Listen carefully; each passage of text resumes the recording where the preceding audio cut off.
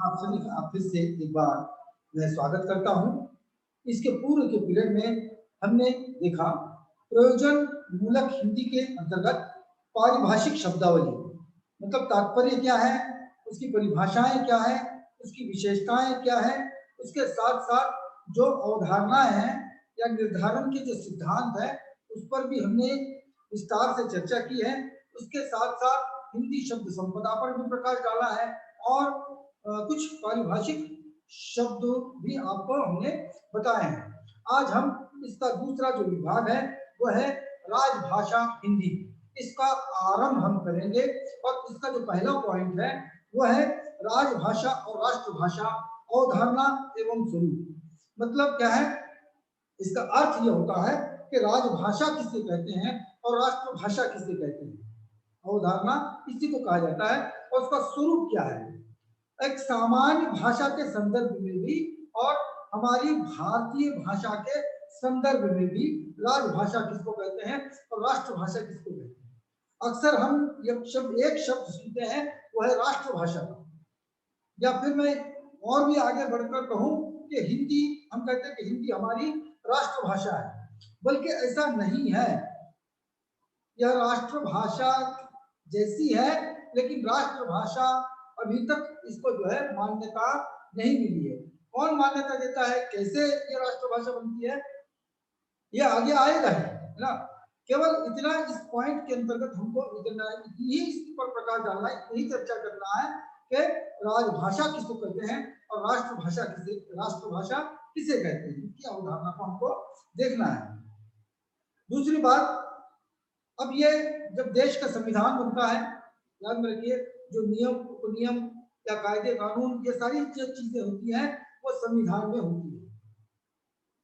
भारत का संविधान, कॉन्स्टिट्यूशन अंग्रेजी में जिसको कहा जाता है, हिंदी में उसको संविधान कहा जाता है। उसमें पूरे नियम उपनियम बनाए गए हैं, बताए गए हैं और उसी नियमों के आधार पर प्रशासन चलता है, न्यायपालिकाएं चलती है। मतलब ये जो बेसिक किताब है, सैद्धांतिक यदि कोई किताब या पुस्तक जिसको हम कहेंगे या ग्रंथ जिसको कहेंगे वो है भारतीय संविधान। इसमें पूरा प्रावधान किया गया है कि कैसे कैसे होना चाहिए, राज्य को कैसे होना चाहिए, संसद को कैसे होना चाहिए, किस तरह से कार्य करना चाहिए, भारत में पैसा कौन सा चलेगा, भारत की जो तो भाषा कौन सी रहेगी, राष्ट्रगीत कौन सा रहेगा, भारत ये कैसा देश रहेगा, ये सारी चीजें जो है इस संविधान में लिखी हुई है। उसके नियम बनाए गए हैं और उसकी धाराएं, नियम को हम धाराएं कहते हैं। जैसे इंडियन पिनल कोड है जो हमारे लिए न्याय के लिए बनाया गया है, उस तरह से एक संविधान है, उस संविधान में सारी कुछ चीजें लिखी है।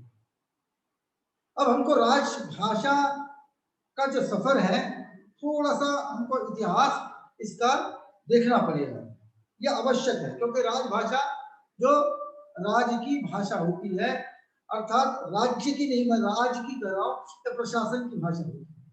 केवल इतना कहने से ये नहीं होगा, तो हम इसको जो है विस्तार से देखेंगे।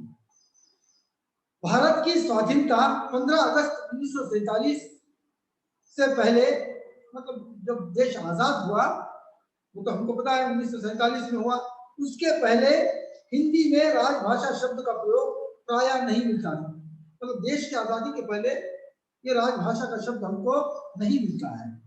सबसे पहले सन 1949 ईस्वी में भारत के महान नेता श्री राजगोपालचारी ने भारतीय संविधान सभा में नेशनल लैंग्वेज के समानांतर, अंग्रेजी का शब्द है नेशनल लैंग्वेज, और इसी के समानांतर जो है एक शब्द का प्रयोग किया जिसका नाम था स्टेट लैंग्वेज। स्टेट यानी राज्य को कहते हैं, स्टेट लैंग्वेज। इसी शब्द का उद्देश्य, इसका उद्देश्य क्या था, तो राष्ट्रभाषा और राजभाषा के में अंतर रहे और दोनों के स्वरूप को अलग अलग जो है वो देखा जा सके, परखा जा सके। और इसीलिए श्री राजगोपालचारी ने क्या किया है, इसको स्टेट लैंग्वेज कहा है, मतलब राजभाषा कहा है, ठीक है, राष्ट्रभाषा नहीं कहा है। आपको थोड़ा सा कंफ्यूजन होगा है ना, भ्रांति होगी, राजभाषा अलग और राष्ट्रभाषा अलग। तो इसमें अंतर आ जाए, इसीलिए राजगोपालचारी जी ने इसको स्टेट लैंग्वेज कहा है। अब देखिए, संविधान सभा की कार्रवाई के हिंदी प्रारूप में जो संविधान सभा जो हुई है, संविधान जो लिखा गया है, उसमें स्टेट लैंग्वेज के स्थान पर ऑफिशियल लैंग्वेज का प्रयोग अधिक उपयुक्त समझा गया। लेकिन कुछ दिनों के बाद जब संविधान सभा बैठ गई इस संविधान को बनाने के लिए, तो उन्होंने स्टेट लैंग्वेज की जगह पर ऑफिशियल लैंग्वेज इसको मान्यताएं दी और ऑफिशियल लैंग्वेज का हिंदी अनुवाद राजभाषा हुआ। मतलब अब देखिए स्पष्ट है, तो बजाय स्टेट लैंग्वेज कहने के इन्होंने क्या किया, ऑफिशियल लैंग्वेज के रूप में इस भाषा को ग्रहित किया और इसी को हम आगे चलकर राजभाषा कहते हैं। मतलब सरकारी या कार्यालयी भाषा नहीं केवल, इस परिप्रेक्ष्य में राजभाषा का जो राजभाषा शब्द से जो तात्पर्य है, उससे जो अभिप्राय है वो यह है कि राजा अर्थात शासक अथवा राज्य अर्थात सरकार द्वारा प्राधिकृत भाषा, मतलब राजा या फिर सरकार द्वारा, तो पहले राजेशाही चलती रही है, अब तो ये बात नहीं है, अब हम सरकार कहेंगे। हर एक राज्य में अपनी अपनी सरकारें हैं, तो वह सरकार द्वारा प्राधिकृत भाषा या उन्होंने जो प्रयोग की हुई भाषा को ही हम राजभाषा कह सकते हैं या कहते हैं। भारतीय लोकतंत्र में शासक पर सरकार का गठन संविधान की प्रक्रिया के अंतर्गत होता है, अतः दूसरे शब्दों में हम राजभाषा को इस तरह से भी कह सकते हैं कि संविधान द्वारा, देखिए महत्वपूर्ण इसकी परिभाषा है कि राजभाषा किसे कहते हैं। तो देख लीजिएगा कि संविधान द्वारा सरकारी कामकाज, प्रशासन, संसद, संसद भी महत्वपूर्ण है, जहां पर लोग चुनकर जाते हैं, मेंबर ऑफ पार्लियामेंट जिसको कहा जाता है, खासदार जिसको कहा जाता है, इसको हिंदी में सांसद कहते हैं। तो संसद और विधानमंडलों तथा न्यायिक कार्यकलापों के लिए स्वीकृत भाषा को राजभाषा कहते हैं। कहा मैंने कहा कि सरकारी कामकाज, प्रशासन से संबंधित कामकाज, संसद का, विधानमंडल, विधानसभा, विधान परिषद, या फिर न्यायपालिका आदि कार्यालयों में प्रयुक्त भाषा को राजभाषा कहते हैं। राजभाषा के स्वरूप को भली भांति समझने के लिए राष्ट्रभाषा शब्द के व्यापक अर्थ पर ध्यान देना आवश्यक है। तब हमको यह भी देखना पड़ेगा, जब राजभाषा इसको कह रहे हैं तो राष्ट्रभाषा किसको कहते हैं ना? तो राष्ट्रभाषा इसको कहा जाता है कि राष्ट्र की भाषा, राष्ट्रभाषा किसको कहते हैं? समूचे राष्ट्र में बोली जाने वाली, समूचे राष्ट्र में समझी जाने वाली, समूचे राष्ट्र में जिसका प्रयोग होता है, उस भाषा को हम राष्ट्रभाषा कह सकते हैं। बात समझ में आ गई? राजभाषा जो प्रशासनिक कार्यालय में प्रयुक्त या सांसद भवन या विधानमंडल, विधानसभा, हमने कहा या न्यायपालिका आदि में प्रयुक्त भाषा को राजभाषा कहते हैं। और जो समूचे राष्ट्र में बोली जाती है उसको हम क्या कहेंगे? राष्ट्रभाषा हम कहते हैं। और इन प्रमुख भारतीय भाषाओं का उल्लेख, जो भाषाएं हैं उनका उल्लेख हमको संविधान में भी मिलता है। आगे एक पूरा चैप्टर ही आपके लिए रखा है संविधान में हिंदी, मतलब हिंदी का क्या क्या प्रावधान है उस संविधान में, हिंदी का कहां तक स्थान माना गया है भारतीय संविधान में, यह आगे आएगा। लेकिन केवल इतना याद में रखिए कि अनुच्छेद 344 एक और 351 के अंतर्गत में 8वीं सूची के अंतर्गत ये किया गया है। क्या गया है कि इस संविधान में यह बात स्पष्ट रूप से कही गई है, मतलब 344 से लेकर 351 तक जितनी भी वह अनुच्छेद है, धाराएं हैं संविधान की, मैं कह रहा हूँ, तो ये आज आपके पास ये भी संविधान हो, संविधान की किताब हो, तो आपको ये इसमें यही दिखाई देगा, इसमें कोई परिवर्तन नहीं आएगा। इसलिए आप ये जो आर्टिकल, अंग्रेजी में आर्टिकल कहा जाता है, हिंदी में अनुच्छेद कहा जाता है, मराठी में धारा कहा जाता है।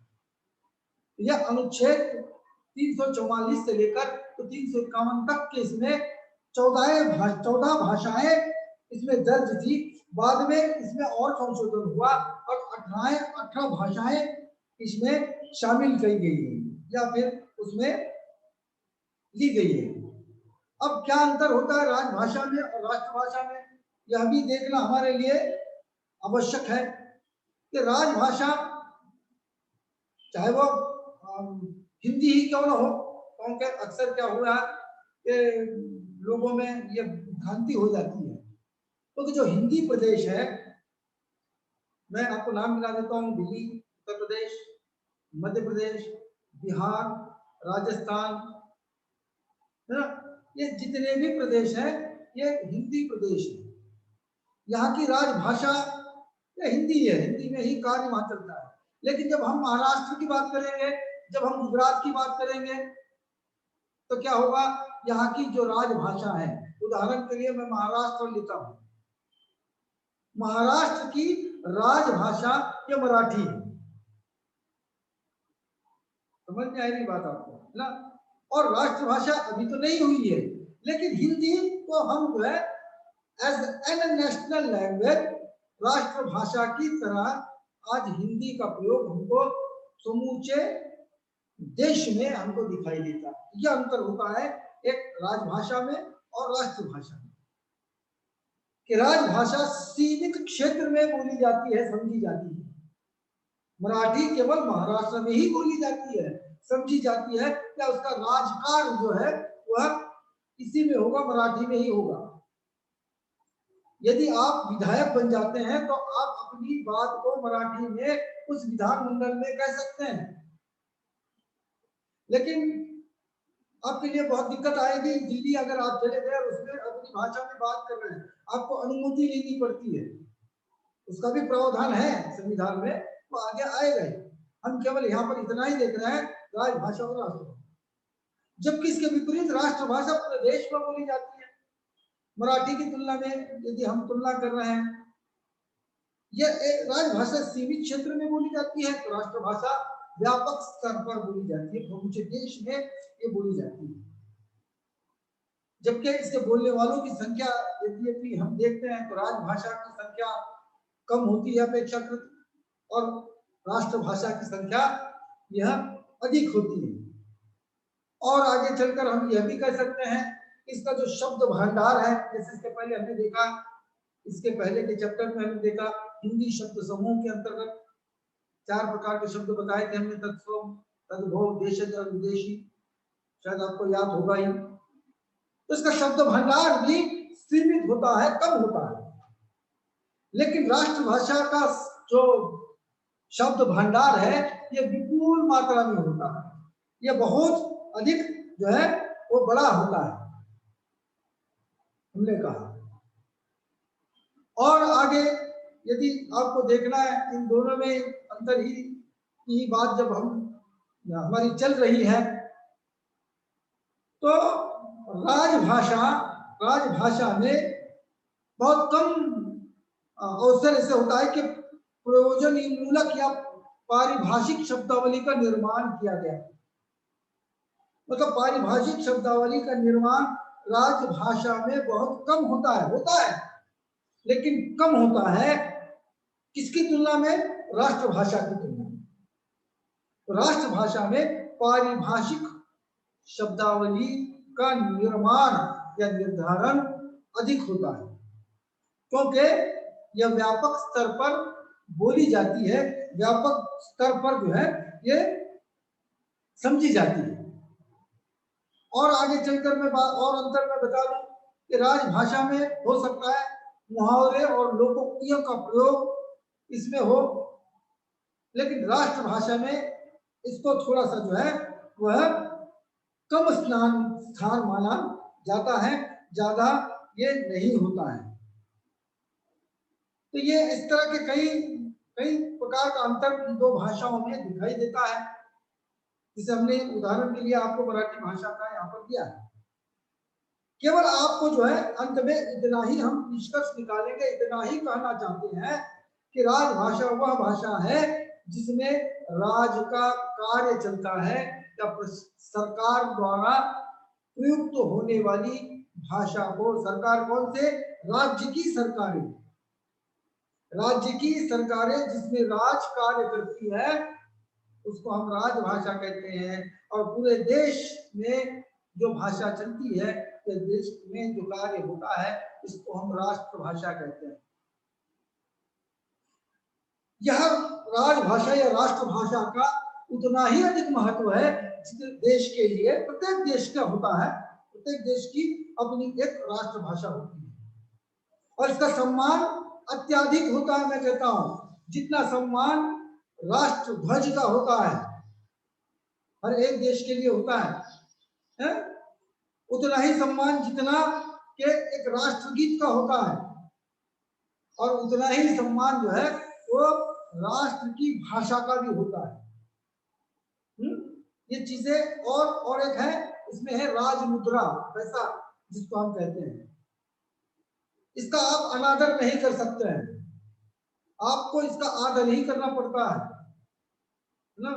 यदि आप अनादर करते हो तो आपको सजा हो सकती है। कानूनन प्रावधान ऐसा है कि आप किसी का अपमान या यहाँ पर नहीं कर सकते हैं, अवमान नहीं कर सकते हैं। मैंने आपको बताई चीज, एक राज्य मुद्रा, राष्ट्र की जो पैसा होता है मुद्रा, राष्ट्रगीत, राष्ट्रध्वज, और अंत में आता है राष्ट्रभाषा। यह प्रत्येक विश्व के प्रत्येक देश की ये चार वैभवशाली जो है ये बातें होती है। अफसोस मैं इसको राजनीतिक कारण मानता हूं कि आज ऐसे हिंदी हमारे देश की राष्ट्रभाषा जैसी है, राष्ट्रभाषा के रूप में अभी इसको मान्यता नहीं मिली है। इसका कारण कई कारण है, लेकिन केवल इतनी ही एक भाषा है कि जो आप कश्मीर से लेकर कन्याकुमारी तक और आसाम, मणिपुर, मेघालय से लेकर तो मुंबई तक, ये जो जितना भी ये भूभाग या देश आता है, न केवल इस देश में बल्कि विदेशों में भी आज हिंदी का अत्यधिक प्रयोग हो रहा है। ये बोली जाती है, समझी जा रही है, इसमें लिखा जा रहा है ना, इसमें समाचार आ रहे हैं, ये रेडियो की भाषा बन गई है, ये मोबाइल की भाषा बन गई है, ये इंटरनेट की भाषा बन गई है। मतलब एक कानूनी या संवैधानिक प्रावधान नहीं मिला है, लेकिन आज हिंदी जो है वो राष्ट्रभाषा है। मैं समझता हूं आपको अच्छी तरह से ये समझ में आया होगा। मैं विद्यार्थियों को फिर एक बार सभी को मैं कह रहा हूं कि थोड़ा सा ध्यान देने की आवश्यकता है, क्योंकि ये जो परंपरागत जो आपके लिए स्टडी रखी जाती है या कि किताबें रखी जाती है या विषय को रखा जाता है, ये थोड़ा सा हटकर विषय आपके लिए रखा गया है, प्रयोजन मूलक हिंदी का, ताकि आपको भी समझ में आ जाए कि भाषा क्या होती है, पारिभाषिक भाषा क्या, पारिभाषिक शब्दावली क्या होती है, तो प्रयोजन मूलक हिंदी किसको कहते हैं, बैंक में जब जाते हैं तो किस तरह से व्यवहार करना चाहिए। मतलब व्यवहार में आती हुई जो हिंदी होती है, तो व्यवहार में जो हिंदी आती है इसी को जो है प्रयोजन मूलक हिंदी कहते हैं। और यही उद्देश्य से आपको पाठ्यक्रम में रखा गया है। छोटे छोटे हिस्से में जो है हम इसको ले लेंगे। आज के लिए हम यहाँ पर उठते हैं, विराम देते हैं। अगले पीरियड में फिर एक नए इसी के अंतर्गत जो दूसरा आपका चैप्टर है वह है राजभाषा और राष्ट्रभाषा ऐतिहासिक परिप्रेक्ष्य, मतलब इतिहास के संदर्भ में, मतलब पहले से जो चलता आया है तो क्यों कैसी बनती है राजभाषा, कैसे राष्ट्रभाषा बनती है, इसको ऐतिहासिक परिप्रेक्ष्य देखना है, इसके पीछे का इतिहास हमको देखना है। संक्षेप में देखेंगे, जो आपको महत्वपूर्ण है केवल उतनी ही बात आपको हम बताएंगे। यहाँ पर आकर हम रुकते हैं, मुझे दीजिएगा इजाजत, फिर मिलेंगे नए पीरियड में, तब तक मुझे दीजिएगा इजाजत। धन्यवाद।